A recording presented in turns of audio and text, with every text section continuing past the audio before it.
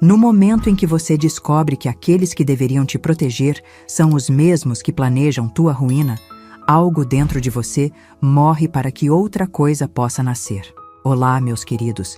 Aqui é a vovó Bárbara, com meus 73 anos bem vividos e uma história que ficou guardada no meu peito por mais de 4 décadas. Hoje resolvi abrir meu coração para vocês, porque certas verdades precisam vir à tona, mesmo que machuquem ao serem contadas. Estou aqui na minha varanda em Botucatu, interior de São Paulo, tomando meu chazinho de camomila enquanto observo o pôr do sol tingir o céu de laranja, pronta para compartilhar pela primeira vez os acontecimentos que mudaram minha vida para sempre. Antes de começar, se inscreva nesse canal agora, curta esse vídeo e comente de onde você está assistindo esse relato. Também comente quantos filhos ou netos vocês têm. Ficarei muito alegre de saber. Bom, vamos voltar para 1970, quando eu tinha apenas 18 anos e morava em Araraquara, interior de São Paulo. Éramos uma família simples, mas nunca nos faltou o essencial. Meu pai, Joaquim, trabalhava como gerente de um armazém no centro da cidade. Era um homem respeitado, daqueles que tirava o chapéu para cumprimentar as senhoras na rua e que sempre tinha uma piada na ponta da língua para alegrar os fregueses. Minha mãe, Dolores, era professora primária, amada por todos os alunos. Uma mulher de voz doce e mãos sempre ocupadas. Quando não estava corrigindo cadernos, estava fazendo crochê ou preparando doces que vendíamos para complementar a renda. Nossa casa ficava numa rua tranquila, com um quintal onde mamãe cultivava desde temperos até rosas, que eram o orgulho da vizinhança. Tínhamos uma jabuticabeira enorme que, na época certa, atraía todas as crianças da rua. Mamãe nunca se importava, dizia que fruta no pé é para ser compartilhada. A natureza não conhece cercas, Barbarinha. Ela sempre falava, com aquele sorriso sereno que parecia iluminar o ambiente. Foi nessa mesma jabuticabeira que conheci o Pablo, quando ele passou pela rua e viu um monte de crianças se esticando para alcançar as frutas. Ele, com seus 22 anos e quase 1,80 de altura, parou para ajudar. Lembro como se fosse hoje. Eu saindo pela porta dos fundos com uma jarra de suco de laranja para as crianças e dando de cara com aquele rapaz alto, de cabelos escuros e olhos cor de mel, estendendo os braços para sacudir os galhos mais altos da árvore. Cuidado para não quebrar os galhos da Dona Dolores, eu disse, tentando parecer séria, mas já sentindo o coração acelerar de um jeito que nunca tinha sentido antes. Ele se virou, me viu e sorriu de um jeito que parecia fazer o tempo parar. Desculpe, só estou ajudando a molecada. Esse pé tá carregado demais. É quase um pecado deixar fruta estragar, não acha? E assim começou. Pablo passou a aparecer quase todos os dias, sempre com uma desculpa diferente.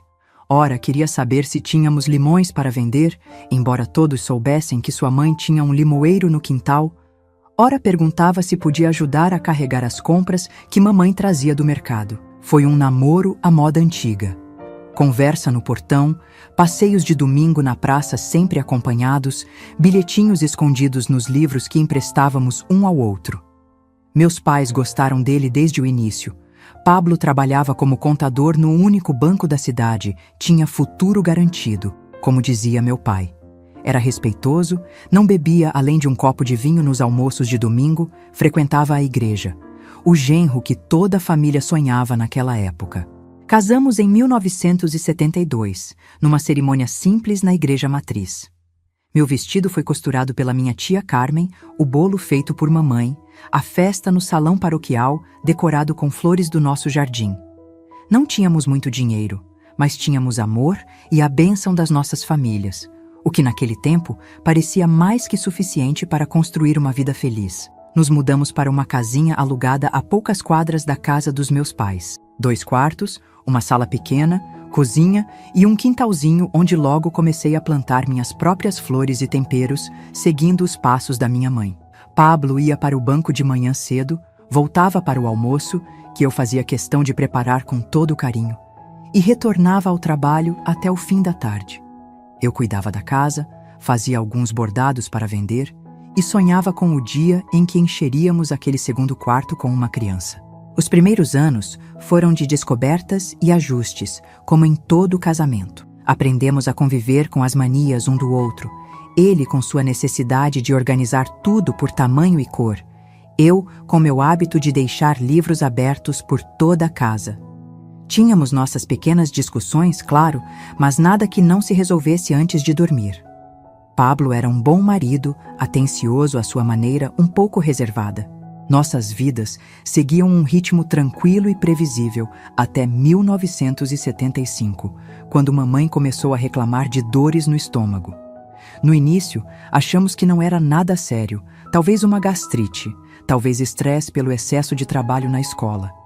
Ela sempre foi do tipo que cuida de todo mundo e se esquece de si mesma. Fez alguns chás caseiros, tomou os remédios que o farmacêutico indicou, mas as dores não passavam. Quando finalmente convencemos mamãe a ir ao médico, já era tarde demais. Câncer no estômago, em estágio avançado. O médico, um senhor de cabelos grisalhos e olhar compassivo, nos deu a notícia sem rodeios, mas com gentileza. 6 meses, talvez 1 ano, se tivermos sorte, ele disse, enquanto eu segurava a mão gelada da minha mãe e tentava processar que aquela mulher, que sempre foi um pilar de força em nossas vidas, estava desmoronando por dentro sem que pudéssemos fazer nada. Os meses seguintes foram um borrão de hospitais, remédios para a dor e noites em claro. Mamãe definhou diante dos nossos olhos. Primeiro perdeu o apetite, depois as forças. Por fim, até mesmo aquele sorriso que parecia capaz de iluminar o mundo. Ver uma pessoa que você ama sofrer desse jeito é como ter o coração arrancado aos poucos, pedaço por pedaço, todos os dias. Pablo foi um apoio nesse período. Cuidou das contas do hospital, me levava e buscava todos os dias. Assumiu algumas das tarefas da casa quando eu estava exausta demais para fazer qualquer coisa além de chorar. Meu pai, por outro lado, parecia ter entrado em um tipo estranho de negação. Continuava trabalhando no armazém como se nada estivesse acontecendo. Visitava a mamãe no hospital com um sorriso forçado e conversas superficiais sobre o tempo ou as novidades da cidade. Nunca falava sobre a doença, nunca mencionava o futuro. Mamãe partiu numa tarde chuvosa de julho, enquanto eu segurava sua mão e lia para ela trechos do seu livro favorito. Simplesmente fechou os olhos durante uma pausa na leitura e não os abriu mais. Não houve últimas palavras dramáticas, nem despedidas emocionadas. Apenas um suspiro final, tão suave que quase não percebi. Assim como viveu, partiu com serenidade. O enterro foi simples, como ela teria desejado.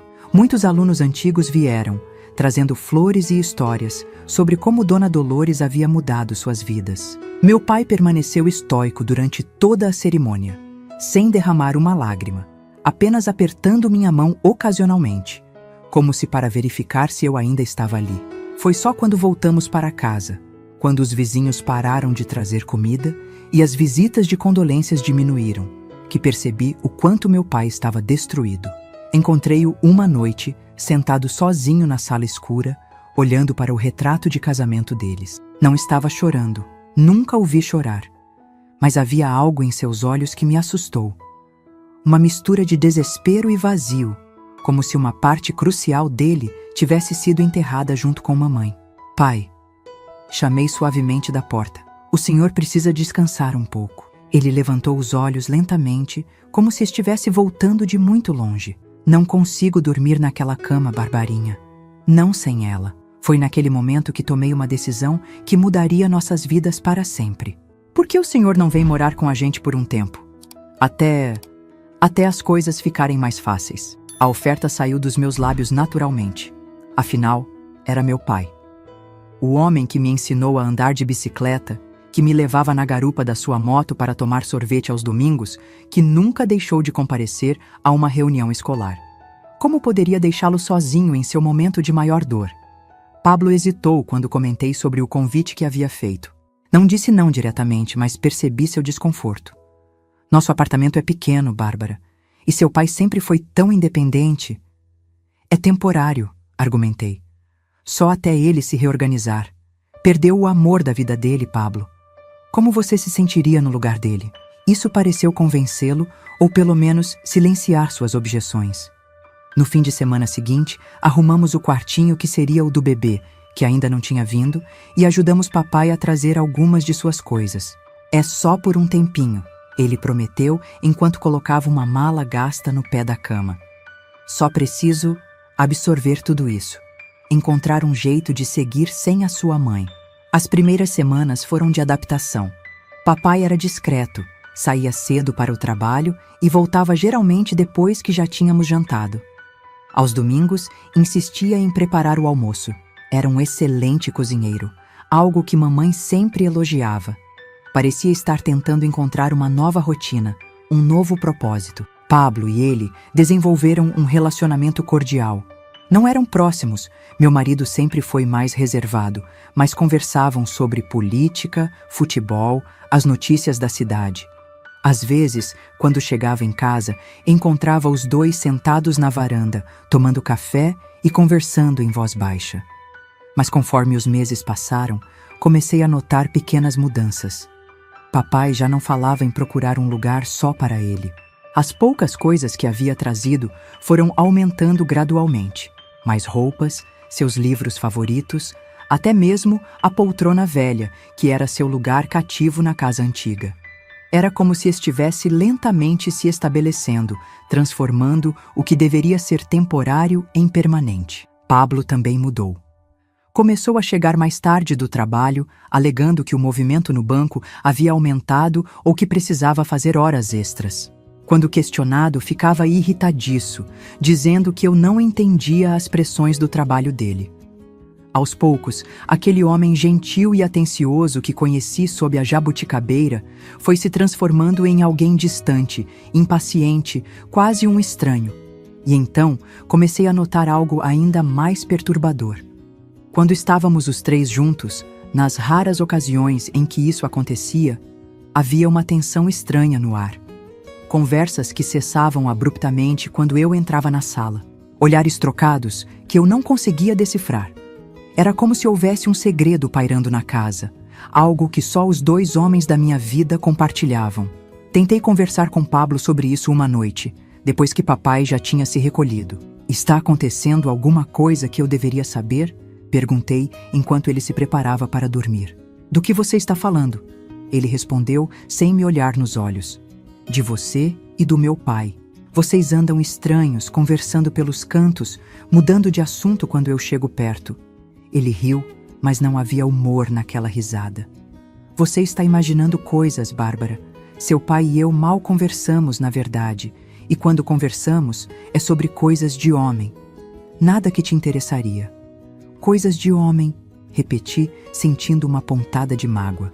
Como se eu fosse alguma criança que não pode participar das conversas dos adultos. "Não distorça minhas palavras", ele disse, a voz endurecendo.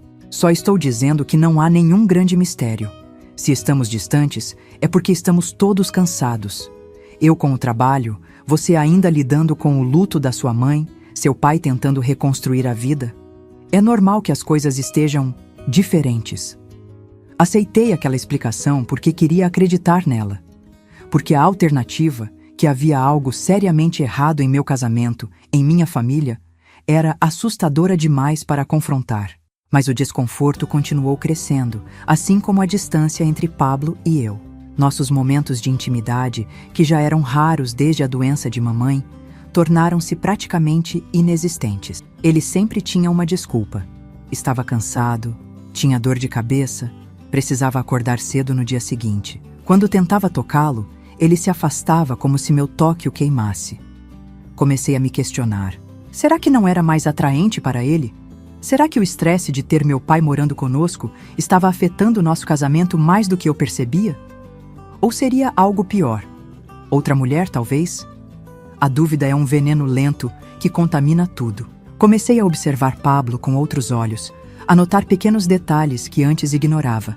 O cheiro diferente quando voltava tarde, as camisas amassadas que nem sempre pareciam ter passado o dia num escritório de banco, as ligações que ele atendia em voz baixa, afastando-se para que eu não ouvisse. Enquanto isso, papai parecia cada vez mais à vontade em nossa casa. Já não era o homem quebrado que convidei para ficar por um tempinho. Recuperou peso, voltou a fazer piadas, reassumiu seu lugar como figura de autoridade, não apenas em sua vida, mas também na minha casa. Tinha opiniões sobre tudo. Como eu deveria limpar os armários, que tipo de comida deveria preparar, até mesmo como deveria me vestir. Esse vestido é curto demais para uma mulher casada, Barbarinha. Ele comentou certa vez, quando me preparava para sair com uma amiga. O que os vizinhos vão pensar? Era o mesmo vestido que eu usava há anos, nada tinha de escandaloso. Mas engoli a resposta que queria dar e simplesmente troquei de roupa. Afinal, ele era meu pai, estava sofrendo, e o mínimo que podia fazer era evitar conflitos desnecessários. Assim foram os meses após a morte da mamãe. Uma lenta transformação na dinâmica da nossa casa, um deslocamento sutil de poder e intimidade. Como uma rã na panela que não percebe a água, esquentando gradualmente até que seja tarde demais para pular fora. E tarde demais seria exatamente o que descobriria numa noite de outubro, quando tudo que eu pensava saber sobre família, amor e confiança seria destruído de uma forma tão brutal que nunca mais conseguiria olhar para os dois homens da minha vida com os mesmos olhos. Era uma sexta-feira de outubro, quando tudo começou a desmoronar de vez. Lembro perfeitamente, porque era dia de feira na cidade, e eu havia acordado mais cedo para comprar frutas frescas. Gostava de preparar uma salada de frutas especial às sextas, uma tradição que herdei da mamãe. Doce natural para adoçar o fim da semana, ela sempre dizia. Voltei da feira por volta das 9 da manhã, carregando uma sacola de sisal cheia de mamão, bananas, laranjas e morangos que uma senhora vendia na entrada da feira. Eram caros os morangos, mas Pablo adorava. Pelo menos o Pablo de antes, aquele que notava meus pequenos gestos de carinho. Quando entrei em casa, ouvi vozes vindas do quarto. Estranhei, pois àquela hora tanto Pablo quanto meu pai deveriam estar trabalhando. Me aproximei silenciosamente do corredor, não por desconfiança, mas por pura curiosidade. A porta do nosso quarto, meu e de Pablo, estava entreaberta e pude distinguir claramente as vozes dos dois. Não aguento mais essa situação, dizia Pablo, a voz baixa, mas carregada de frustração. Faz quase 1 ano, Joaquim. 1 ano. Você disse que seria temporário. E o que você quer que eu faça? A voz do meu pai soou áspera, quase desafiadora. Volte para aquela casa vazia? Para quê? Para ficar lembrando dela em cada canto? Entendo sua dor, mas isso está destruindo meu casamento. Bárbara percebe que algo está errado. Ontem mesmo me questionou sobre nossas conversas. Houve um silêncio, e então, a voz do meu pai, agora mais suave, quase persuasiva. Ela não sabe de nada. E não vai saber, desde que você mantenha a boca fechada. Não é justo com ela. Justo? Meu pai riu, um som seco que nunca tinha ouvido dele antes. A vida não é justa, meu caro. Minha Dolores morreu aos 45 anos de um câncer que a devorou por dentro enquanto eu assistia impotente. Isso é justo? Sua situação com Bárbara não é nem metade do meu fardo. São coisas diferentes, Joaquim. Você perdeu sua esposa, eu entendo, mas... Mas nada. A voz do meu pai tornou-se cortante. Temos um acordo. Ou você esqueceu o que me deve? Outro silêncio, mais longo desta vez. Fiquei paralisada no corredor, a sacola de frutas pesando em meu braço, o coração batendo tão forte que temia que eles pudessem ouvir. Não esqueci, respondeu finalmente Pablo, a voz derrotada. Mas não posso continuar assim por muito tempo. Vai continuar pelo tempo que for necessário, retrucou meu pai, e ouvi passos se aproximando da porta. Recuei rapidamente para a cozinha, fazendo o máximo de barulho possível com as sacolas, como se tivesse acabado de chegar. Segundos depois, meu pai apareceu, impecavelmente vestido em seu terno cinza, pronto para ir ao trabalho. Barbarinha! Exclamou com um sorriso que não alcançava seus olhos. Madrugou hoje, hein? Trouxe aqueles pãezinhos de queijo que eu gosto? Respondi algo. Nem sei bem o que. Minha mente estava fervilhando, tentando processar o que tinha acabado de ouvir. Que acordo era aquele entre meu pai e meu marido? O que Pablo devia a meu pai que o fazia permanecer em uma situação que claramente o incomodava? Passei o resto do dia com essas perguntas martelando em minha cabeça, enquanto realizava mecanicamente minhas tarefas domésticas. Lavei roupa, limpei a casa, preparei a salada de frutas que ninguém comeria. À noite, quando Pablo chegou, tentei agir normalmente, mas devia estar falhando miseravelmente, pois ele me olhou com desconfiança durante o jantar. Está tudo bem, Bárbara? Você está quieta, só cansada. Menti, evitando seus olhos. Fiz muita coisa hoje. Ele assentiu, visivelmente aliviado por não ter que manter uma conversa. Meu pai, por outro lado, estava falante, contando histórias do armazém, fazendo piadas que nenhum de nós dois realmente achava graça. Era como se estivéssemos todos atuando em uma peça mal ensaiada, cada um interpretando um papel que não lhe cabia. Naquela noite, deitada ao lado de Pablo, que fingiu adormecer assim que encostou na cama, tomei uma decisão. Precisava descobrir o que estava acontecendo. Não podia mais viver naquela farsa, naquele clima de segredos e tensão. Nos dias seguintes, comecei a prestar mais atenção a tudo. Aos horários que Pablo saía e voltava do trabalho, as ligações que recebia, as conversas sussurradas entre ele e meu pai. Uma vez, peguei Pablo vasculhando minha bolsa quando achava que eu estava no banho. O que ele procurava? O que temia que eu descobrisse? Aproximei-me de Mariana, colega de Pablo no banco, com quem eu tinha uma relação cordial. Convidei-a para um café em minha casa, uma tarde em que sabia que nem Pablo nem meu pai estariam por perto. Ando preocupada com Pablo, confessei depois de algumas amenidades. Ele tem trabalhado tanto ultimamente. Chega tão tarde, parece tão estressado. Mariana hesitou, mexendo o café por mais tempo que o necessário. O banco anda bastante movimentado mesmo. Todas aquelas horas extras. Deve estar sendo difícil para todo mundo, não? Ela ergueu os olhos, confusa. Horas extras? Mas não estamos fazendo horas extras há meses, desde que o Sr. Mendes assumiu a gerência. Ele é bem rigoroso com o horário de fechamento. Senti meu estômago afundar. Mas Pablo tem chegado depois das 8 quase todos os dias. Diz que está fazendo horas extras. Mariana corou, desviando o olhar. Bárbara, Talvez seja melhor você conversar com seu marido. Por favor, insisti, segurando sua mão sobre a mesa. Preciso saber. O que está acontecendo? Ela suspirou profundamente. Olha, não quero me meter no casamento de vocês. Pablo é um bom colega, sempre correto no trabalho, mas, algumas vezes por semana, ele sai com um grupo depois do expediente. Vão ao bar do Português, às vezes a outros lugares. Não sei mais detalhes, juro. Só sei que ele nunca fica no banco depois das 6. O bar do Português. Conhecia bem. Um lugar frequentado principalmente por homens, onde serviam cachaça barata e havia mulheres que não estavam lá apenas para servir as mesas. Agradeci a Mariana. E assim que ela saiu, chorei. Chorei como não chorava desde a morte da minha mãe. Não apenas pela possível traição, mas pela mentira, pelo teatro que vivíamos diariamente. Pelo fato de que nem mesmo podia confrontar Pablo sem revelar que tinha bisbilhotado, que tinha interrogado sua colega de trabalho. Estava presa em uma teia de desconfianças e meias-verdades. Foi nessa mesma semana que notei outra mudança perturbadora. Meu pai, que sempre foi afetuoso, mas respeitoso, começou a me tocar de maneiras que me deixavam desconfortável. Nada explícito, nada que eu pudesse apontar claramente como inadequado. Uma mão que permanecia tempo demais no meu ombro. Um beijo de bom dia que se aproximava perigosamente do canto da boca. Comentários sobre como eu estava bonita naquele vestido, ou como lembrava cada vez mais minha mãe quando jovem. Tentei afastar esses pensamentos, afinal, era meu pai. O homem que me criou, que me educou com valores sólidos, certamente estava imaginando coisas, projetando minhas inseguranças sobre meu casamento em gestos inocentes de afeto paternal.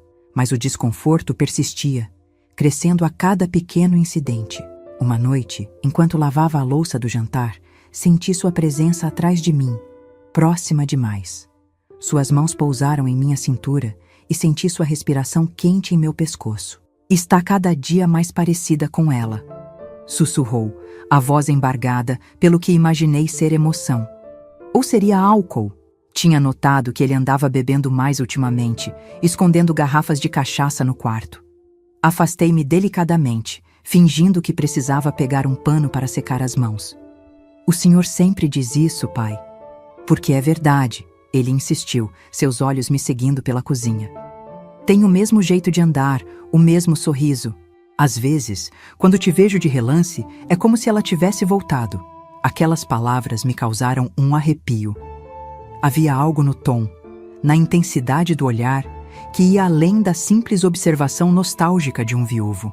Era como se, em sua mente, as fronteiras entre mãe e filha estivessem se tornando perigosamente borradas. Acho que vou dormir mais cedo hoje, anunciei, tentando manter a voz firme. Estou com um pouco de dor de cabeça. Ele assentiu, sem tirar os olhos de mim. Durma bem, Barbarinha. Sonhe com os anjos. Deitada ao lado de Pablo, que mais uma vez chegara tarde cheirando a cigarro e bebida barata, fiquei horas acordada, encarando o teto. Não reconhecia mais minha vida. Não reconhecia os homens que dividiam aquela casa comigo. E pior, começava a não reconhecer a mim mesma, a mulher que permitia que aquela situação continuasse, que engolia desconfianças e desconfortos para manter uma paz superficial. Nas semanas seguintes, as coisas apenas pioraram. Pablo e eu mal nos falávamos, vivendo como dois estranhos que compartilhavam uma cama. Meu pai tornou-se cada vez mais presente, cada vez mais invasivo em meu espaço pessoal. E eu, cada vez mais isolada, sem saber em quem confiar ou a quem recorrer. Minha única amiga próxima, Conceição, havia se mudado para São Paulo após seu casamento. Minha mãe, minha confidente de toda a vida, não estava mais lá. Minhas colegas dos tempos de escola estavam todas ocupadas com suas próprias famílias, seus filhos, suas vidas que pareciam ter seguido um curso normal, diferente da estranha paralisação em que a minha se encontrava. Uma tarde, enquanto arrumava o quarto de meu pai, ele insistia que apenas eu entrasse lá para fazer a limpeza, nunca permitindo que eu contratasse uma faxineira.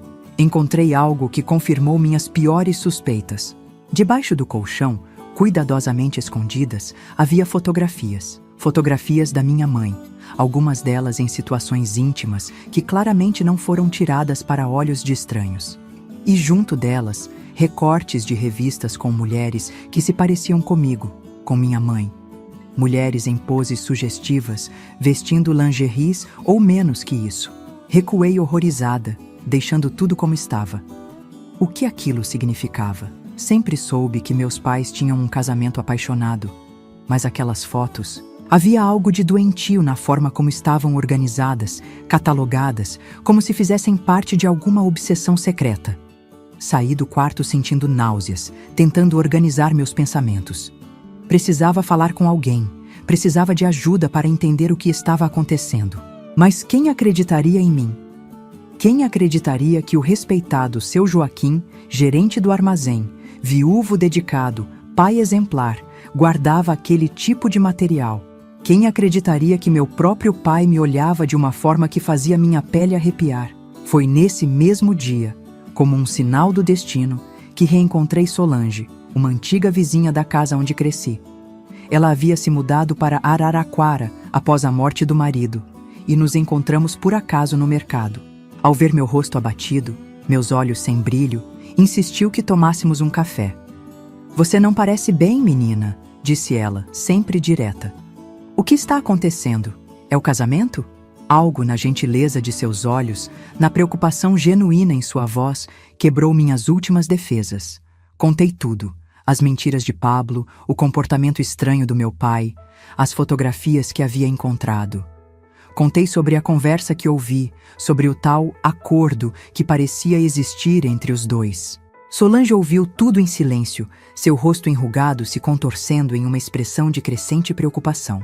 Quando terminei, ela segurou minhas mãos entre as suas, ásperas pelo trabalho de toda uma vida. "Bárbara, você precisa sair dessa casa, o mais rápido possível." "Mas para onde? Não tenho dinheiro próprio, não tenho para onde ir. Venha para minha casa." Ela ofereceu sem hesitar. "Moro sozinha, tenho um quarto sobrando. Não é grande coisa, mas é seguro." Onde considerei a oferta, tentada a aceitá-la imediatamente. Mas algo me segurava. Talvez o último fio de esperança de que estava interpretando tudo errado, de que havia uma explicação inocente para o comportamento daqueles dois homens. Preciso ter certeza, Solange. Preciso saber o que realmente está acontecendo antes de tomar uma decisão tão drástica. Ela apertou meus dedos com força. Tenha cuidado, menina. Homens podem ser criaturas perigosas quando sentem que estão perdendo o controle. Voltei para casa naquele dia com um plano formando-se em minha mente. Iria confrontar Pablo, exigir a verdade sobre suas saídas noturnas, sobre seu acordo com meu pai. Dependendo do que descobrisse, tomaria minha decisão: ficar e lutar pelo meu casamento, ou aceitar a oferta de Solange e recomeçar minha vida. O que eu não sabia, ao entrar em casa com aquela nova determinação, era que o destino tinha planos próprios para mim. Planos que se desenrolariam de uma forma tão terrível que mudaria para sempre não apenas minha vida, mas também minha compreensão sobre a natureza humana e os limites da maldade que se esconde por trás das máscaras da respeitabilidade. Aquela noite seria a mais longa da minha vida. A noite em que todas as mentiras cairiam, em que a verdade emergiria das sombras com toda sua horrenda clareza.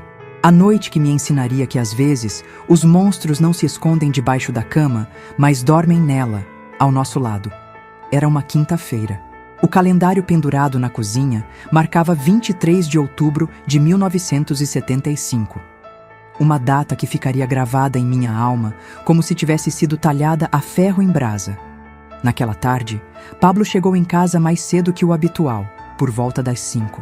Achei estranho, pois nas últimas semanas ele raramente aparecia antes das 8. Estava pálido, agitado, os olhos inquietos evitando os meus enquanto murmurava algo sobre não estar se sentindo bem.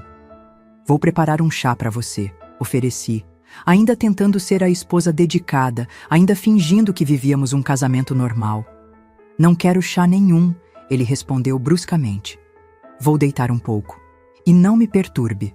Fiquei parada na sala, segurando um pano de prato, observando-o desaparecer no corredor. Algo em seu comportamento era diferente do usual, não apenas a grosseria, a qual infelizmente já estava me acostumando, mas uma espécie de urgência nervosa, como se estivesse fugindo de algo, ou preparando-se para algo. Meu pai chegou por volta das 6, animado como não o via há tempos. Trazia uma garrafa de vinho, o que era incomum. Ele geralmente preferia bebidas mais fortes. Cadê o Pablo? Perguntou enquanto colocava a garrafa sobre a mesa da cozinha. Deitado. Não está se sentindo bem. Uma expressão difícil de decifrar cruzou seu rosto. Desapontamento? Irritação? Que pena. Trouxe este vinho para celebrarmos. Celebrar o quê, pai? Ele sorriu, um sorriso que não alcançava seus olhos. A vida, Barbarinha. Sempre há algo para celebrar na vida, não acha? Preparei o jantar como de costume, embora meu estômago estivesse embrulhado demais para sentir fome. Pablo não apareceu para comer. Quando levei um prato até o quarto, encontrei o vestido, sentado na beirada da cama, olhando fixamente para a parede. Não estou com fome. Disse antes que eu pudesse falar qualquer coisa. E vou sair mais tarde. Não me espere acordada. Sair? Mas você disse que não estava se sentindo bem? Ele me lançou um olhar gelado. Preciso resolver umas coisas. É importante. Não insisti. No fundo, talvez já soubesse o que aquela saída significava. Ou pensava que sabia. Voltei para a cozinha, onde meu pai jantava sozinho, já na segunda taça de vinho. Tinha ligado o rádio e cantarolava baixinho junto com uma música antiga que costumava dançar com minha mãe nas festas de família. Pablo vai sair, comentei, sentando-me à mesa com um prato que mal tocaria. Meu pai fez um gesto displicente com a mão. Deixe-o. Coisas de homem. Aquela expressão de novo. Coisas de homem. Como se existisse um mundo secreto, ao qual eu, por ser mulher, jamais teria acesso. Um código entre eles que eu não conseguia decifrar. Comemos em silêncio. Ou melhor, ele comeu enquanto eu empurrava a comida de um lado para o outro do prato. Ofereceu-me vinho várias vezes, insistindo quando recusei. Você está muito tensa, filha. Um pouco de vinho vai te ajudar a relaxar. Acabei cedendo, mais para evitar discussões do que por vontade. O vinho tinha um gosto ligeiramente amargo, mas atribuí isso à minha falta de hábito com bebidas alcoólicas. Bebi apenas meia taça, mas logo senti um torpor estranho se espalhando por meu corpo, uma sonolência que parecia desproporcional àquela pequena quantidade de álcool. Acho que vou me deitar, pai. Estou me sentindo estranha. Ele se levantou prontamente. Deixe que eu te ajudo. Você parece mesmo um pouco tonta. Sua mão em minha cintura, guiando-me pelo corredor, parecia queimar através do tecido fino do meu vestido.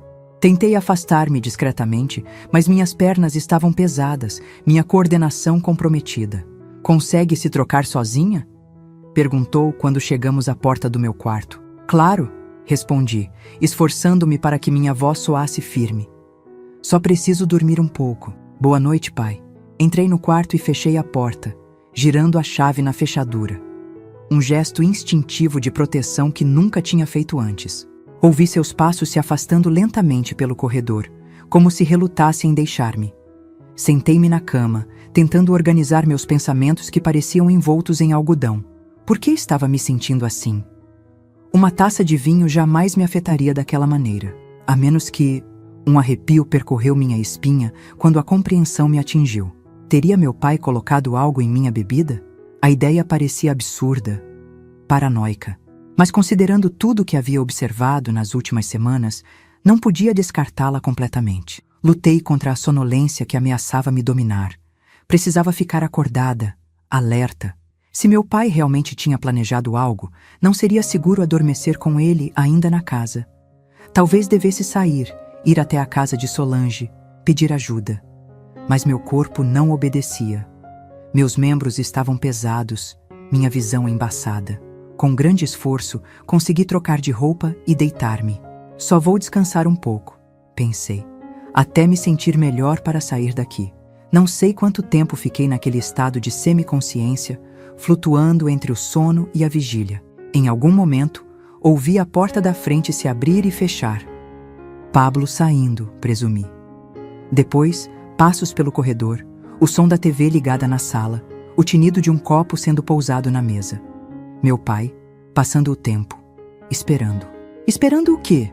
Devo ter adormecido em algum momento, pois a próxima coisa que lembro é de acordar sobressaltada, com a sensação de que alguém estava no quarto. A casa estava silenciosa, exceto pelo tic-tac do relógio na parede da sala. A escuridão era quase completa. Apenas uma fraca luz do poste da rua filtrava-se através da cortina. Foi quando percebi. A porta do quarto estava aberta. Eu tinha certeza absoluta de tê-la trancado antes de deitar. Meu coração disparou, o medo dissipando instantaneamente qualquer resquício de sonolência. Tentei me sentar, mas meu corpo ainda estava lento, desajeitado. E então ouvi uma respiração. Não a minha, mas outra, pesada, próxima demais. Quem está aí?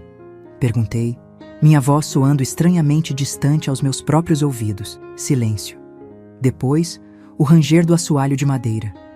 Alguém se movendo na escuridão do quarto. Pablo, chamei, embora soubesse que não era ele. Pablo tinha saído. Eu o tinha ouvido partir. Não, Barbarinha. A voz do meu pai emergiu das sombras, arrastada e diferente do habitual. Pablo não está aqui. Somos só nós dois agora. Senti o colchão afundar quando ele se sentou na beira da cama. O cheiro forte de cachaça emanava dele, misturado ao seu perfume habitual, criando uma combinação nauseante. Pai, o que está fazendo aqui? Eu estava dormindo. Shhh, ele sussurrou. Sua mão encontrando meu rosto no escuro, acariciando minha bochecha de uma forma que fez meu sangue gelar. Não precisa fingir comigo, Dolores. Sei que sente minha falta tanto quanto sinto a sua. Dolores. Ele me chamou pelo nome da minha mãe. Pai, sou eu, Bárbara, disse, tentando manter a voz calma enquanto me afastava de seu toque. Sua filha. Ele riu baixinho, um som perturbador na escuridão. Sempre brincalhona, minha Dolores. Sempre gostou desses joguinhos. Sua mão desceu pelo meu pescoço, depois mais abaixo, tocando-me de uma forma que nenhum pai deveria tocar uma filha. Tentei empurrá-lo, mas meus braços estavam fracos, meus movimentos lentos demais. Pare! Gritei, o pânico crescendo em meu peito. Sou sua filha. Sua filha! Por um momento, ele pareceu hesitar. Depois, inclinou-se sobre mim, seu rosto tão próximo que pude sentir seu hálito quente e alcoólico. Sei muito bem quem você é. E sei o que quer. O que sempre quis. Só está fazendo isso mais difícil, como ela fazia. Com um movimento brusco, agarrou meus pulsos, prendendo-os acima da minha cabeça com uma mão, enquanto a outra rasgava minha camisola. Gritei, debati-me, lutei com toda a força que consegui reunir em meu corpo entorpecido. Mas ele era mais forte, muito mais forte. Ninguém vai te ouvir, ele disse, a voz agora fria, calculista. E mesmo que ouvissem, quem acreditaria? O respeitável seu Joaquim fazendo mal à própria filha? Impossível. As lágrimas escorriam pelo meu rosto enquanto ele continuava, implacável. Implorei, chamei por Deus, por minha mãe, por qualquer um que pudesse me ajudar, mas ninguém veio. Em algum momento, quando a dor e a humilhação já haviam ultrapassado qualquer limite que pensei ser capaz de suportar, ele parou. Ficou sentado na beira da cama, as costas curvadas, a respiração pesada, como se de repente tivesse percebido a monstruosidade do que acabara de fazer. Não era para ser assim, murmurou, mais para si mesmo que para mim. Não era para acontecer desse jeito. Encolhi-me contra a cabeceira da cama, puxando o lençol rasgado para cobrir meu corpo violado, incapaz de falar, de chorar, de sentir qualquer coisa, além de um vazio imenso e gelado. Ele se levantou abruptamente. Vou tomar um banho. E você vai ficar quietinha aí. Nem uma palavra sobre isso. Entendeu? Quando saiu, fechando a porta atrás de si, permaneci imóvel, em estado de choque. Os minutos se arrastavam como horas enquanto ouvia os sons distantes da água correndo no banheiro, depois portas se abrindo e fechando, passos pela casa. Lentamente, a realidade do que havia acontecido começou a penetrar a névoa de horror que envolvia minha mente. Meu próprio pai, o homem que deveria me proteger, não conseguia nem mesmo formular o pensamento completo. Era absurdo demais, monstruoso demais para caber em palavras. E Pablo? Onde estava Pablo durante tudo isso? Por que tinha saído justamente naquela noite? A conversa que ouvira semanas antes voltou à minha mente. Temos um acordo. Ou você esqueceu o que me deve? Um terrível pensamento começou a se formar. Seria possível que Pablo soubesse? Que tivesse permitido? Ou pior, combinado? A ideia era tão horrenda que quase ri de sua absurdidade. Meu marido poderia ser muitas coisas, distante, mentiroso, possivelmente infiel, mas não seria cúmplice de algo tão perverso. Seria? Não sei quanto tempo fiquei ali, paralisada pelo choque e pelo medo. Em algum momento, o céu começou a clarear lentamente fora da janela. Os pássaros começaram a cantar, indiferentes ao horror que havia se desenrolado durante a noite. O mundo continuava girando, como se nada tivesse acontecido. Arrastei-me para fora da cama, cada movimento causando dor. Meu corpo inteiro parecia uma única ferida aberta. Cambaleei até o banheiro, tranquei a porta e entrei debaixo do chuveiro completamente vestida com o que restava da minha camisola rasgada. Deixei a água quente, o mais quente que conseguia suportar, cair sobre mim enquanto esfregava cada centímetro da minha pele até ficar vermelha e ardida. Queria lavar tudo, apagar cada marca, cada toque, mas sabia que nenhuma quantidade de água ou sabão poderia limpar o que havia sido maculado tão profundamente. Quando finalmente saí do banheiro, horas depois, a casa estava silenciosa. Meu pai tinha saído, provavelmente para o trabalho, como se fosse um dia normal. Como se na noite anterior não tivesse destruído minha vida, minha confiança, minha própria noção de quem eu era. Pablo ainda não havia voltado. Onde teria passado a noite? Com quem? Enquanto eu vivia o pior pesadelo da minha existência, onde estava o homem que havia jurado me proteger e amar, na alegria e na tristeza?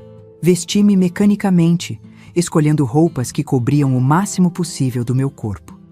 Cada hematoma, cada arranhão em minha pele era uma acusação silenciosa, uma prova do que havia acontecido. Precisava escondê-los, dos outros e de mim mesma. O que fazer agora? Para onde ir? A quem contar?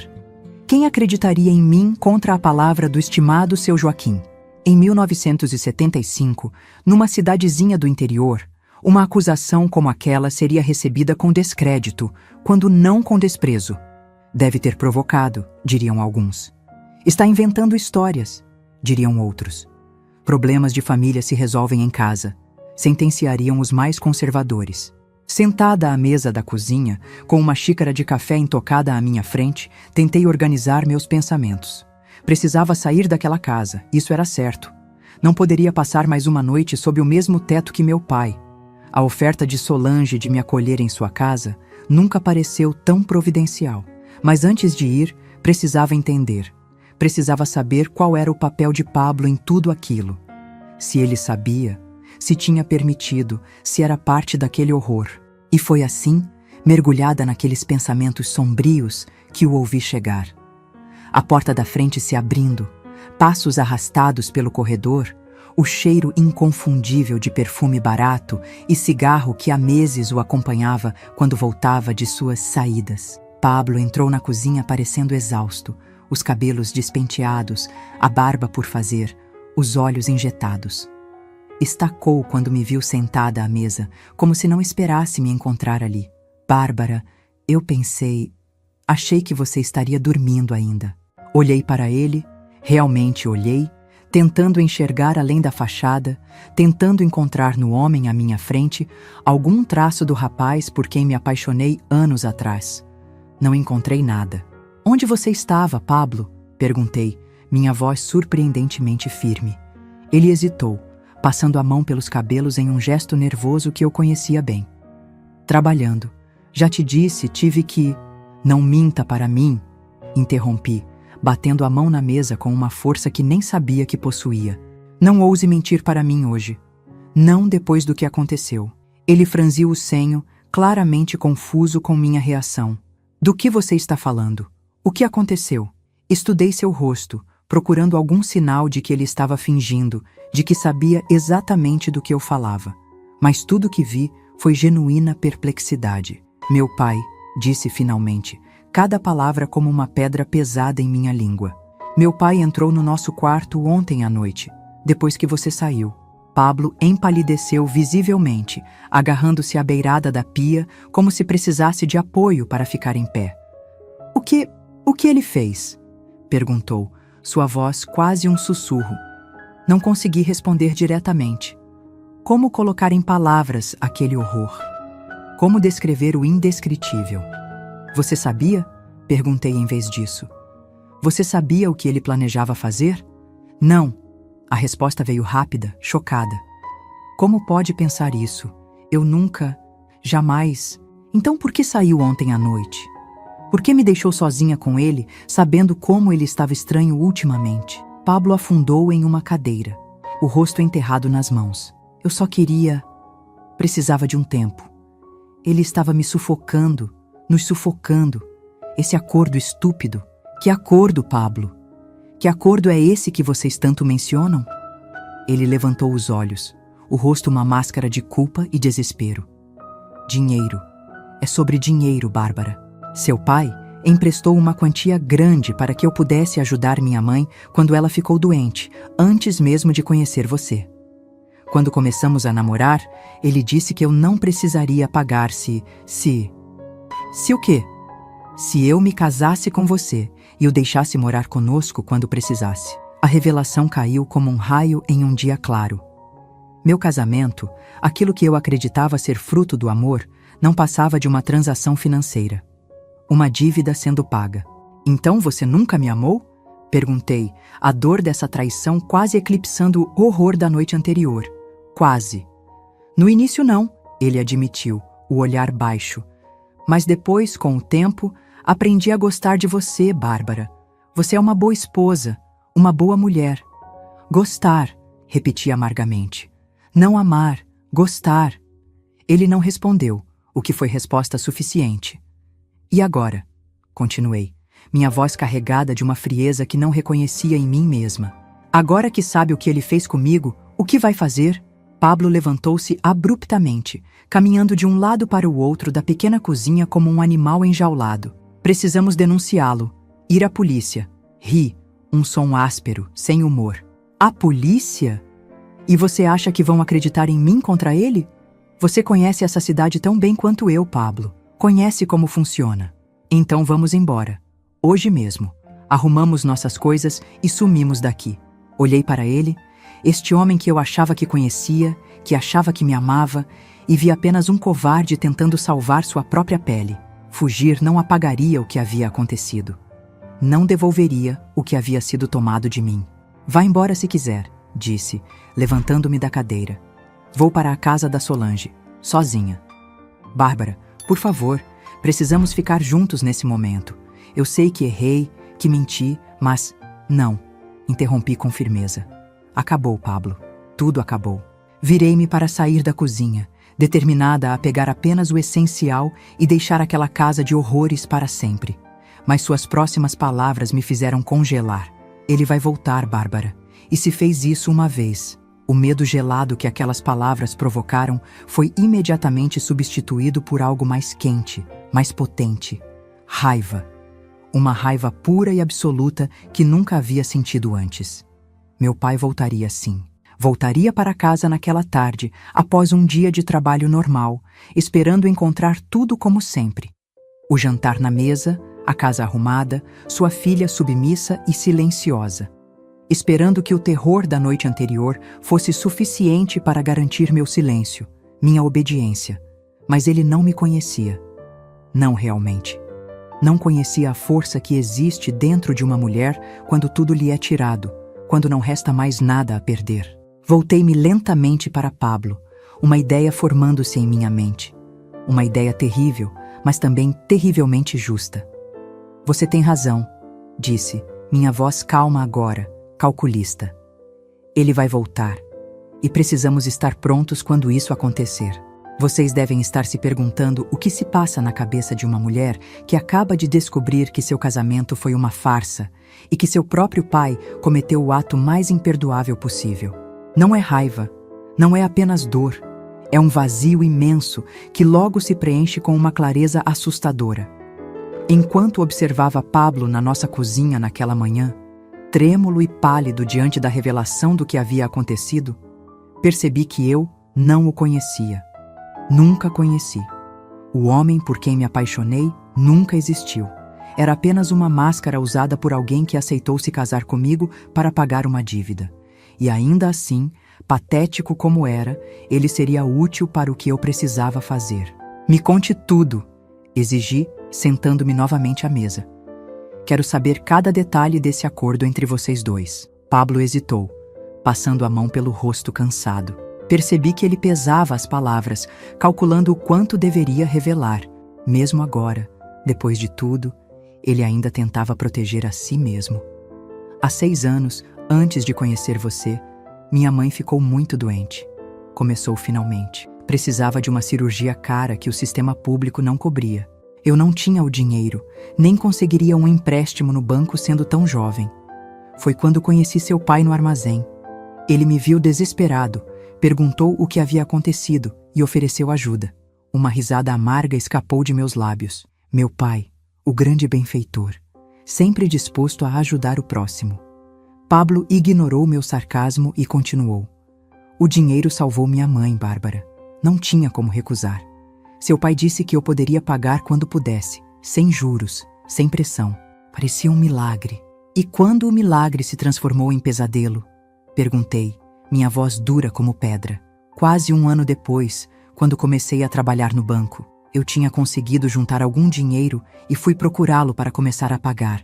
Foi quando ele disse que tinha uma proposta melhor.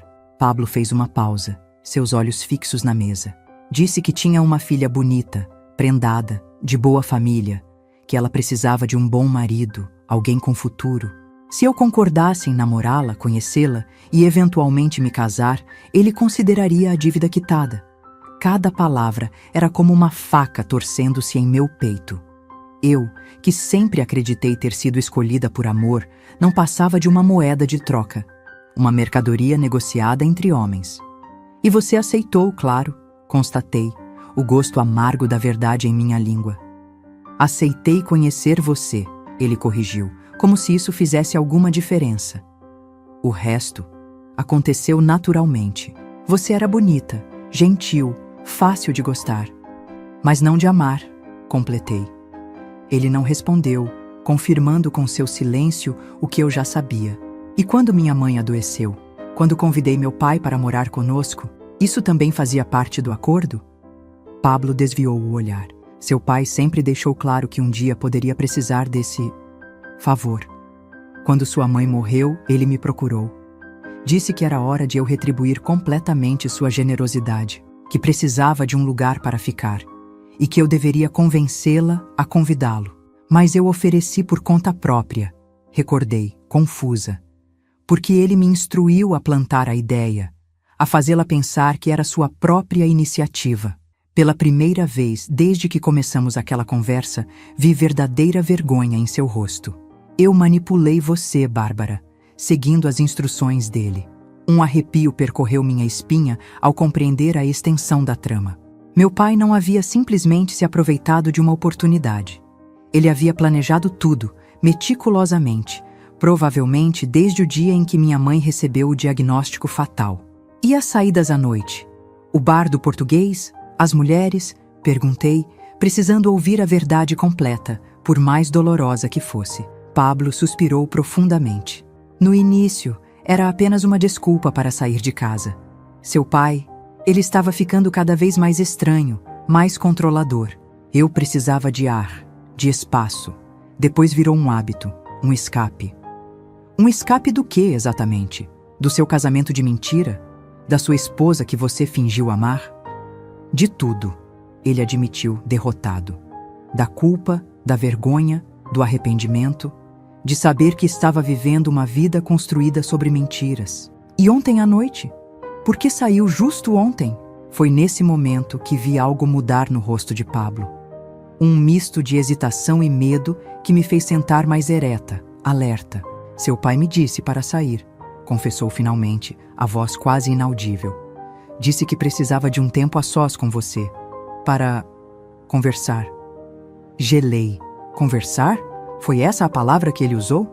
Ele disse que queria ter uma conversa séria com você, sobre seu comportamento, que você andava desconfiada, fazendo perguntas demais e que precisava colocar você na linha. E você acreditou nisso? Pablo baixou os olhos. Não sei. Talvez. Ou talvez eu só quisesse acreditar, para não ter que enfrentar a possibilidade de algo pior. A náusea subiu pela minha garganta com tanta força que tive que me apoiar na mesa para não cair. Ele sabia. Talvez não explicitamente. Talvez não quisesse admitir nem para si mesmo, mas em algum nível, Pablo sabia o que meu pai planejava fazer. Você me vendeu, disse, as palavras saindo como veneno. Me vendeu para ele. Não, não foi assim. Eu nunca imaginei que ele pudesse, que ele fosse um monstro, completei. Ou você nunca imaginou ou não quis imaginar. De qualquer forma, sua covardia me custou tudo.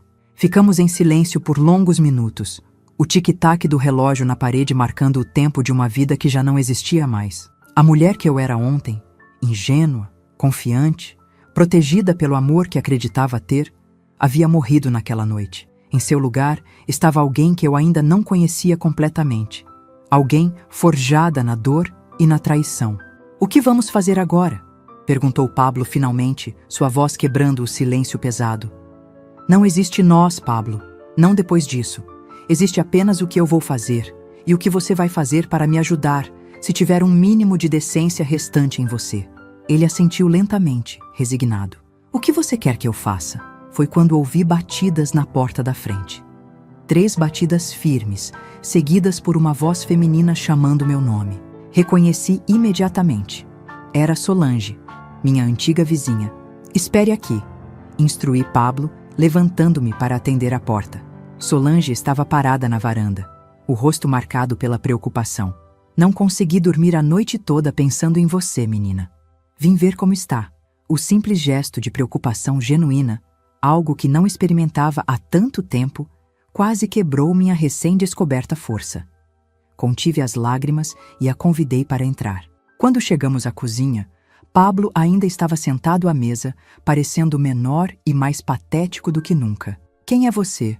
perguntou Solange sem rodeios, avaliando-o com olhos desconfiados. "Este é Pablo, meu marido", apresentei, a palavra marido soando falsa em meus lábios. "Pablo, esta é Solange, uma amiga de confiança." Algo no tom da minha voz deve ter alertado Solange de que a situação era grave. Ela olhou de mim para Pablo, depois de volta para mim, e perguntou diretamente: "O que aconteceu, Bárbara? Você está com um aspecto terrível." Não planejava contar, não tão cedo, não antes de decidir exatamente o que faria. Mas de repente, as palavras simplesmente saíram, como água rompendo uma barragem. Contei tudo: a violência da noite anterior, a revelação do acordo entre Pablo e meu pai, a vida de mentiras que havia vivido sem saber. Solange ouviu tudo em silêncio, seu rosto endurecendo a cada novo detalhe. Quando terminei, ela se levantou e, sem aviso, deu um tapa no rosto de Pablo com tanta força que o som ecoou pela cozinha. "Seu verme!" exclamou, tremendo de raiva. "Homem de verdade protege sua mulher, não a entrega para ser abusada." Pablo não reagiu. Apenas abaixou a cabeça, aceitando o golpe como se soubesse que merecia muito pior. Solange se voltou para mim, seus olhos agora suaves, maternais. "Vamos embora daqui agora mesmo, menina. Pegue suas coisas. Você vai ficar na minha casa até decidirmos o que fazer." Hesitei. Parte de mim queria exatamente isso: fugir, deixar aquela casa e as memórias horríveis para trás. Mas outra parte, uma parte que desconhecia até então, queria justiça. Ou algo que se aproximasse disso. "Não posso ir ainda", respondi lentamente. "Meu pai volta do trabalho às 6. Se eu simplesmente desaparecer, ele vai saber que contei. Vai ter tempo de criar uma história, de me difamar, de fazer parecer que sou uma filha ingrata, inventando mentiras sobre um pai dedicado." "E o que você pretende fazer?" perguntou Solange, a testa franzida de preocupação. Olhei para Pablo, depois para Solange, sentindo uma calma estranha se espalhar por meu corpo. A calma que vem depois que se perdeu tudo, quando não há mais nada a temer. "Preciso de uma testemunha", disse simplesmente. "Alguém que confirme minha versão quando tudo acabar." Solange empalideceu, compreendendo de imediato o que eu não havia dito explicitamente. "Bárbara, isso é perigoso, muito perigoso. Mais perigoso que continuar nesta casa? Que esperar até que ele decida que tem direito a mais uma noite com a filha que se parece tanto com a esposa morta?" Minha voz estava calma, mas carregada de uma determinação que nunca havia sentido antes. Solange deve ter percebido isso, pois assentiu lentamente. "O que você tem em mente exatamente?" Expliquei meu plano simples, direto, nascido da clareza cristalina que só o desespero absoluto pode proporcionar. Quando terminei, tanto Solange quanto Pablo me olhavam com uma mistura de horror e admiração. "Vai funcionar?" perguntou Pablo, a voz trêmula. "Tem que funcionar", respondi, "porque não temos outra opção." As horas seguintes foram de preparação meticulosa. Solange saiu e voltou com itens que precisávamos. Pablo, movido por culpa ou por um último resquício de decência, seguiu minhas instruções sem questionar. Eu mesma me movi pela casa com uma eficiência mecânica, como se estivesse fora do meu corpo, observando outra pessoa executar aquelas tarefas. Às 5:30, tudo estava pronto. Solange se escondeu no quarto de hóspedes, com a porta entreaberta para que pudesse ouvir e ver o que aconteceria na sala. Pablo sentou-se na poltrona da sala, um copo de uísque na mão, não para beber, mas para completar a encenação. Às 5:45, ouvi os passos familiares na calçada, o rangido do portão de ferro, a chave girando na fechadura. Meu coração disparou, mas minha resolução não vacilou. Meu pai entrou, pendurando o chapéu no cabideiro ao lado da porta, como fazia todos os dias. Parou ao ver Pablo sentado na sala àquela hora, claramente surpreso. "Pablo?" Pensei que estaria no banco a essa hora. Antes que Pablo pudesse responder, saí da cozinha, secando as mãos em um pano de prato, como a esposa dedicada que sempre fui. "Boa tarde, pai", cumprimentei, minha voz surpreendentemente firme. Pablo não se sentiu bem hoje. Voltou mais cedo.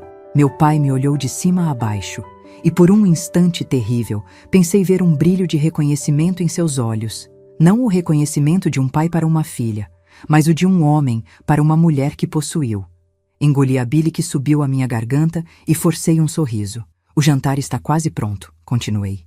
Por que não se senta um pouco? Deve ter sido um dia cansativo no armazém. Ele assentiu, aparentemente tranquilo, como se a noite anterior não tivesse acontecido, como se não tivesse destruído minha vida, minha confiança, minha própria noção de quem eu era. Um dia como outro qualquer, respondeu, dirigindo-se à sua poltrona favorita. O que temos para o jantar? Seu prato preferido, respondi, sentindo as palavras amargas em minha boca. Frango assado com batatas, exatamente como mamãe fazia. Vi seus olhos se suavizarem à menção de minha mãe. Mesmo após tudo, o nome dela ainda tinha poder sobre ele. Ótimo, disse, acomodando-se na poltrona. Estou faminto. Pablo e eu trocamos um olhar rápido. Era a hora. O momento que definiria o resto das nossas vidas havia chegado. E embora meu coração batesse como um tambor em meu peito, minhas mãos estavam firmes e minha mente clara. A verdade seria revelada. Não apenas a verdade sobre a noite anterior, mas todas as verdades que haviam sido escondidas de mim por tantos anos. E com essa revelação, eu finalmente encontraria a liberdade que nem sabia que havia perdido. O que aconteceu a seguir mudaria para sempre, não apenas minha vida, mas a de todos os envolvidos. Uma sequência de eventos que começou com um simples confronto e terminou. Bem, isso é uma história que merece ser contada com todos os detalhes. Mas antes que continuemos, preciso que vocês entendam algo fundamental. Às vezes, quando todas as instituições falham em nos proteger, quando a sociedade vira as costas para nosso sofrimento, precisamos criar nossa própria justiça. E foi exatamente isso que fiz naquele dia de outubro de 1975, quando finalmente compreendi que as pessoas em quem mais confiava eram precisamente aquelas que haviam planejado minha ruína. Pai, chamei, minha voz calma enquanto me sentava no sofá em frente à sua poltrona. Precisamos conversar sobre o que aconteceu ontem à noite. Vi seu corpo enrijecer imediatamente, os dedos apertando os braços da poltrona. Seus olhos saltaram para Pablo, depois voltaram para mim, calculistas, avaliando a situação. Não sei do que você está falando, Barbarinha, respondeu com um sorriso forçado. Ontem foi um dia como qualquer outro. Jantamos, assistimos um pouco de TV e fomos dormir. Não foi bem assim, e o senhor sabe disso. Insisti, mantendo o tom suave, quase conversacional. O senhor colocou algo na minha bebida, depois entrou no meu quarto e fez coisas que um pai nunca deveria fazer com uma filha. O silêncio que se seguiu foi tão denso que poderia ser cortado com uma faca. Meu pai olhava para mim como se eu tivesse duas cabeças. Pablo mantinha os olhos fixos no chão, os nós dos dedos brancos de tanto apertar o copo de uísque. Você está delirando, meu pai finalmente disse, a voz endurecendo. Talvez devêssemos levá-la a um médico. Desde que sua mãe faleceu, você não tem sido a mesma, cada dia mais nervosa, mais instável. Era exatamente o que eu esperava. A negação, seguida pela tentativa de me fazer parecer louca. Clássico. Previsível. É interessante que mencione isso, respondi, ainda mantendo a calma. Porque tenho pensado muito sobre mamãe ultimamente. Sobre como ela morreu, sobre como o senhor reagiu à sua doença. Algo escureceu em seus olhos. O que sua mãe tem a ver com suas acusações absurdas? Tudo, na verdade. Encontrei as fotografias, pai. Aquelas que o senhor guarda debaixo do colchão. As fotos dela. E os recortes de revistas com mulheres que se parecem comigo. Com ela. Foi como se o ar tivesse sido sugado da sala. Meu pai empalideceu visivelmente. Seu olhar agora verdadeiramente alarmado. Você andou mexendo nas minhas coisas, acusou, a voz baixa, perigosa. Assim como o senhor mexeu nas minhas ontem à noite, retruquei, sentindo a primeira pontada de raiva romper minha fachada de calma. A diferença é que eu apenas olhei suas fotos. O senhor violou muito mais que minha privacidade. Meu pai se levantou abruptamente, apontando um dedo trêmulo para Pablo. É isso que você permite em sua casa? Que sua mulher faça acusações infundadas contra seu próprio pai? Que mexa em meus pertences pessoais? Que invente histórias doentias? Pablo finalmente ergueu os olhos, seu rosto uma máscara de vergonha e determinação. Eu sei de tudo, seu Joaquim. Sei do que o Senhor fez com Bárbara. Sei também do nosso acordo, de como o Senhor me manipulou todos esses anos. Acabou. Não vou mais permitir que machuque minha esposa. Meu pai riu. Um som áspero, sem humor. Sua esposa? Desde quando você se importa com ela? Você, que passa as noites no bar do Português com mulheres da vida? Você, que só se casou com ela para quitar uma dívida comigo? Cada palavra era como uma nova facada, mas eu já estava anestesiada demais para sentir o impacto completo. Além disso, não havia nada ali que eu já não soubesse. Isso é verdade, pai, concordei. Pablo não é melhor que o senhor. Ele me traiu, mentiu, me usou, mas ao menos ele nunca fingiu ser algo que não era. O senhor, por outro lado, o senhor fingia ser um pai amoroso enquanto planejava. Cuidado com o que vai dizer, menina, interrompeu, a voz agora tremendo de raiva. Pense bem antes de fazer acusações que não pode provar. Foi minha vez de sorrir. Um sorriso frio que não alcançava meus olhos. Mas eu posso provar, pai. Tenho as marcas pelo corpo. Tenho os lençóis manchados e tenho uma testemunha. Como se fosse uma deixa em uma peça de teatro bem ensaiada, Solange saiu do corredor e entrou na sala, os braços cruzados sobre o peito, o rosto uma máscara de determinação. Meu pai deu um passo para trás, genuinamente surpreso. Quem é essa mulher? O que ela está fazendo na minha casa? Na sua casa? Repeti, erguendo as sobrancelhas. Pensei que esta fosse a casa de Pablo e minha. O senhor é apenas um hóspede, lembra? Um hóspede que prometeu ficar apenas temporariamente, até se recuperar da perda da esposa. Solange avançou, colocando-se ao meu lado. Meu nome é Solange Moreira, seu Joaquim. Sou amiga de Bárbara, e ouvi tudo o que foi dito aqui hoje, assim como ouvi o que aconteceu na casa durante a noite. As paredes são finas, sabe? E um grito de dor é difícil de ignorar, mesmo com a porta fechada. Era mentira, claro. Solange não estava na casa na noite anterior. Mas meu pai não sabia disso. Tudo o que via era mais uma testemunha, mais uma pessoa que poderia confirmar minha história. Isso é um complô, ele disse, recuando mais um passo. Vocês três armaram isso contra mim. Por quê? Para ficar com meu dinheiro? Com minha aposentadoria? Não queremos seu dinheiro, pai, respondi calmamente. Só queremos que o senhor saia da nossa casa, hoje, agora, e nunca mais volte. Ele riu novamente, mas desta vez havia um toque de desespero no som. E se eu me recusar? O que vão fazer? Me arrastar para fora? Chamar a polícia? Exatamente, confirmei mantendo o olhar firme. Vamos à delegacia. Vamos contar tudo. O abuso, o acordo com Pablo, as fotografias. E quando o delegado Rivera, que devo lembrar, tem 2 filhas adolescentes, ouvir o que o senhor fez à sua própria filha, bem, não acho que ele vai ser muito compreensivo, mesmo que o senhor seja um cidadão respeitado. O nome do delegado Rivera não foi escolhido por acaso. Ele era conhecido na cidade por sua postura rigorosa contra crimes sexuais, especialmente depois que sua sobrinha foi atacada por um desconhecido no ano anterior. A menção ao seu nome fez meu pai empalidecer ainda mais. Você não seria capaz, murmurou, mais para si mesmo do que para mim. Não faria isso com seu próprio pai. Assim como o senhor não seria capaz de fazer o que fez comigo? Perguntei, inclinando a cabeça. Acho que já estabelecemos que as aparências enganam, não é mesmo? Ele olhou ao redor, como um animal encurralado, buscando uma rota de fuga. Seus olhos encontraram os de Pablo, procurando algum sinal de aliança, alguma indicação de que seu antigo acordo ainda valia algo. Pablo, chamou, a voz quase suplicante agora. Você sabe que ela está exagerando. Sabe que não faria algo assim. Pense em tudo que fiz por você, por sua mãe. Pablo balançou a cabeça lentamente. O senhor comprou meu silêncio uma vez, seu Joaquim. Não vai comprar de novo. Algo mudou no rosto do meu pai. A máscara de homem respeitável, de pai amoroso, caiu completamente, revelando algo feio e perigoso por baixo. Vocês pensam que podem me ameaçar?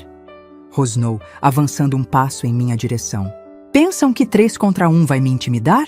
Eu sou Joaquim Ferreira. Sou respeitado nesta cidade. Minha palavra vale mais que a de vocês 3 juntos. Levantei-me calmamente, enfrentando seu olhar com uma firmeza que não sabia que possuía. O senhor está certo sobre uma coisa, pai? Sua palavra vale muito nesta cidade. Ou valia, até agora. Caminhei até o aparador da sala e peguei um envelope pardo que havia deixado ali mais cedo. Estendi-o a ele. O que é isso? Perguntou sem tocar no envelope. Abra e veja. Com relutância, ele pegou o envelope e o abriu. Dentro havia cópias das fotografias que encontrei em seu quarto, as mais explícitas, as mais perturbadoras. Junto delas, uma carta detalhando tudo o que ele havia feito comigo, com datas, horários, detalhes que só a vítima ou o agressor conheceriam. Fiz várias cópias disso. Expliquei enquanto ele folheava o conteúdo, o rosto cada vez mais pálido. Uma está com Solange, outra com a esposa do Pablo, mais uma com minha antiga professora. Se algo acontecer comigo, se o senhor tentar me silenciar de alguma forma, essas cartas serão entregues a cada pessoa influente desta cidade. O padre, o juiz, o delegado. Sua reputação será destruída. Seu nome, manchado para sempre. Não era verdade, é claro. A única cópia que existia era a que ele segurava nas mãos. Mas, novamente, ele não tinha como saber disso. Tudo o que via era sua própria destruição, cuidadosamente documentada, pronta para ser divulgada ao mundo. Você não faria isso, ele sussurrou, mas sem convicção. Arruinaria seu próprio nome também. Seria a filha do monstro. Ninguém nesta cidade olharia para você da mesma forma. Acha mesmo que me importo com isso a esta altura? Perguntei, sentindo uma calma estranha, quase sobrenatural. O Senhor já tirou tudo de mim. Minha confiança, minha inocência, minha fé nas pessoas. O que mais tenho a perder? Houve um longo momento de silêncio enquanto ele me avaliava, tentando determinar se eu estava blefando ou não. Algo em meus olhos deve tê-lo convencido, pois ele finalmente abaixou a cabeça, derrotado. O que você quer? Perguntou a voz quase inaudível. Já disse, quero que saia desta casa. Hoje, agora. E nunca mais volte. Quero que deixe Araraquara e vá para bem longe, onde nunca mais terei que olhar para seu rosto ou ouvir sua voz. Em troca, mantenho essas cartas guardadas. Ninguém jamais saberá o que aconteceu aqui. Ele ergueu os olhos, uma última fagulha de desafio ainda visível. E se eu me recusar? Então vamos todos à delegacia agora mesmo, respondi sem hesitar. O senhor pode tentar explicar ao delegado Rivera por que tem fotos íntimas de sua falecida esposa escondidas junto com recortes de revistas pornográficas. Pode tentar justificar os hematomas no meu corpo e o sangue nos meus lençóis. Pode tentar convencê-lo de que 3 pessoas estão mentindo sobre o mesmo evento, com os mesmos detalhes. Solange deu um passo à frente, seus olhos duros fixos no meu pai. E se isso não for suficiente, posso testemunhar sobre outros casos que conheço. Sobre como o senhor olhava para meninas jovens no bairro onde crescemos. Sobre comentários que fazia quando achava que ninguém estava ouvindo. Tenho uma boa memória, seu Joaquim, e muitas histórias para contar. Mais mentiras, é claro. Mais convincentes o suficiente pela forma como meu pai empalideceu ainda mais. Se é que isso era possível. Ele olhou ao redor uma última vez, como se buscasse uma saída mágica daquela situação. Depois, lentamente, colocou o envelope sobre a mesa. Me dê 1 hora, disse finalmente, para arrumar minhas coisas. 30 minutos, contrapus. E Solange vai acompanhá-lo, para garantir que não leve nada que não lhe pertença. E para garantir que não tente nada. Imprudente. Ele assentiu mecanicamente, como um homem em transe, e se dirigiu ao corredor que levava ao seu quarto. Solange o seguiu, lançando-me um olhar de encorajamento antes de desaparecer no corredor. Quando ficamos sozinhos, Pablo desabou no sofá, a cabeça entre as mãos. Você foi incrível, murmurou. Nunca imaginei que tivesse tanta força. Nem eu, admiti, sentindo finalmente o tremor que havia mantido sob controle durante toda a confrontação. Mas não tive escolha, tive? O senhor e meu pai cuidaram disso. Ele ergueu os olhos, marejados de lágrimas. Eu sei que não mereço perdão, Bárbara. Sei que o que fiz, o que permiti que acontecesse, é imperdoável, mas quero que saiba que estou verdadeiramente arrependido e que farei qualquer coisa para tentar consertar isso. Olhei para ele, realmente olhei, e vi pela primeira vez o homem por trás da máscara. Não era um monstro como meu pai, mas também não era o herói que eu imaginara quando nos casamos. Era apenas um homem fraco, covarde, que havia feito escolhas terríveis e agora enfrentava as consequências. Não há como consertar algumas coisas, Pablo. Respondi com uma honestidade que doía. O que foi quebrado entre nós não pode ser remendado, mas você pode ajudar a garantir que eu possa seguir em frente, que possa reconstruir minha vida, longe daqui, longe dessas memórias. O que você quer que eu faça? Perguntou, e havia uma sinceridade em sua voz que não ouvia há muito tempo. Quero o divórcio. Quero metade da casa, que por direito é minha. E quero sua ajuda para vender minha parte, para que eu possa recomeçar em outro lugar. Ele assentiu sem hesitar. Tudo isso é seu por direito. E mais, se quiser. Farei o que for preciso para facilitar sua partida. Exatamente 28 minutos depois, meu pai saiu do quarto carregando 2 malas. Solange vinha logo atrás, vigilante. Ele atravessou a sala sem olhar para mim ou para Pablo, dirigindo-se diretamente à porta da frente. Apenas quando sua mão tocou a maçaneta é que me chamou, sem se virar. Bárbara. Sim, respondi, mantendo a distância. Você não vai se livrar de mim tão facilmente. Isso não acabou. Não havia ameaça explícita em suas palavras, mas o tom deixava claro que aquela não seria a última vez que ouviríamos falar dele. Solange deu um passo à frente, pronta para intervir, mas ergui a mão, sinalizando que estava tudo bem. Acabou sim, pai. Respondi calmamente. O senhor apenas ainda não percebeu. Ele abriu a porta e saiu sem olhar para trás. O som de seus passos se afastando pela calçada foi a música mais doce que já ouvi. Quando o portão de ferro bateu, indicando que ele havia deixado nossa propriedade, desabei no sofá, todas as forças subitamente esvaindo-se do meu corpo. Solange correu para meu lado, abraçando-me enquanto soluços violentos sacudiam meu corpo. Não eram lágrimas de tristeza, mas de alívio, de libertação. Pablo permaneceu à distância, respeitando aquele momento entre 2 mulheres que haviam enfrentado o monstro e vencido, pelo menos por enquanto. Naquela noite, dormi na casa de Solange. Não poderia passar mais uma noite naquela casa, naquele quarto, naquela cama. Pablo entendeu e não tentou me impedir. Prometeu que no dia seguinte começaríamos os procedimentos para o divórcio e a venda da casa. O que nenhum de nós esperava era o que encontraríamos na manhã seguinte, quando um vizinho bateu à porta de Solange, ofegante, trazendo notícias que mudariam o curso dos eventos mais uma vez. Houve um acidente, anunciou, o rosto pálido de choque. Na estrada para São Carlos, um carro saiu da pista na curva do Morro Pelado. O motorista era seu pai, Bárbara, seu Joaquim. O mundo pareceu parar por um instante. Ele está morto, confirmou o vizinho. A polícia disse que ele provavelmente estava em alta velocidade. Não usava cinto de segurança. Foi arremessado para fora do veículo na batida. Não sei o que esperava sentir naquele momento. Alegria, talvez? Alívio? Vingança satisfeita? Mas tudo o que senti foi um vazio imenso, um buraco negro onde antes havia raiva e medo. Quando foi isso? Perguntou Solange, segurando minha mão firmemente. De madrugada, pelo que disseram. Por volta das 3 da manhã, horas depois que deixou nossa casa. Horas que ele provavelmente passou bebendo, remoendo sua humilhação, planejando sua vingança. E então, o destino interviu, de uma forma que nenhum plano humano poderia prever ou controlar. Nos dias que se seguiram, interpretei o papel da filha enlutada.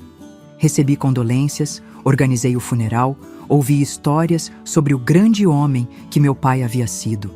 Ninguém, além de Pablo e Solange, jamais soube a verdade sobre sua partida da nossa casa, sobre o motivo de estar dirigindo para São Carlos no meio da noite, sobre o monstro que se escondia por trás da fachada respeitável.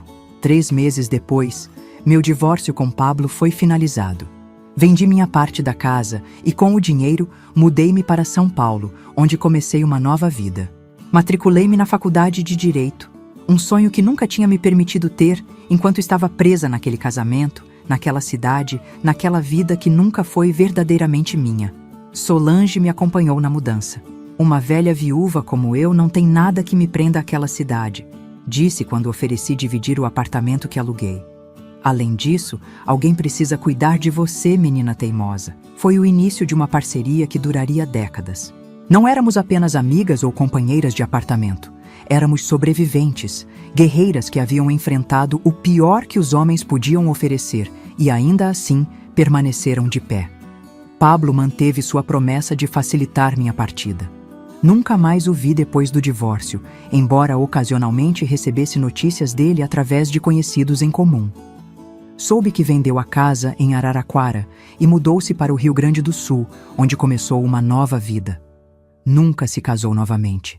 Talvez carregasse o peso de sua covardia como uma penitência perpétua. Quanto a mim, gradualmente reconstruí minha vida. Formei-me em Direito e me especializei em casos de violência doméstica e abuso infantil.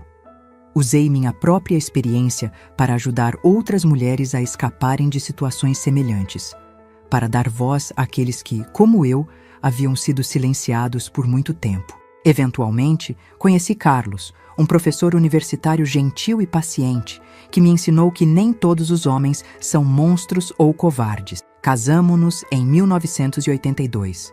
Tivemos 2 filhos maravilhosos que cresceram sabendo o valor do respeito, da honestidade e da coragem.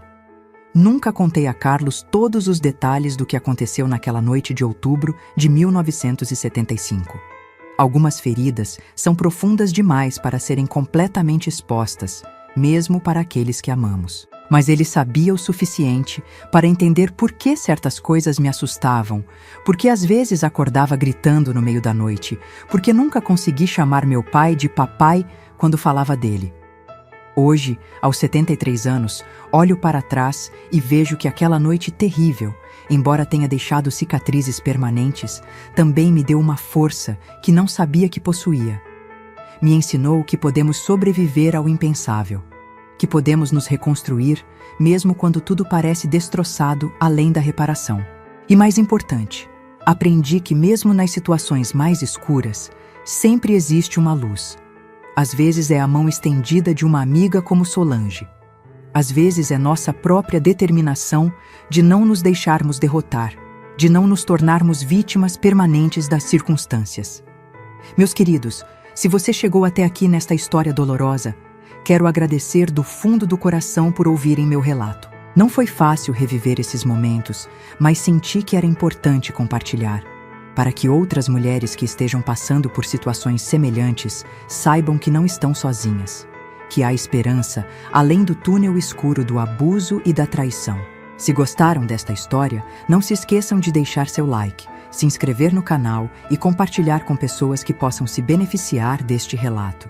E fico muito feliz em anunciar que agora temos um grupo de WhatsApp onde compartilhamos diariamente histórias reais de outras vovós que, como eu, transformaram suas dores em força para ajudar outras mulheres.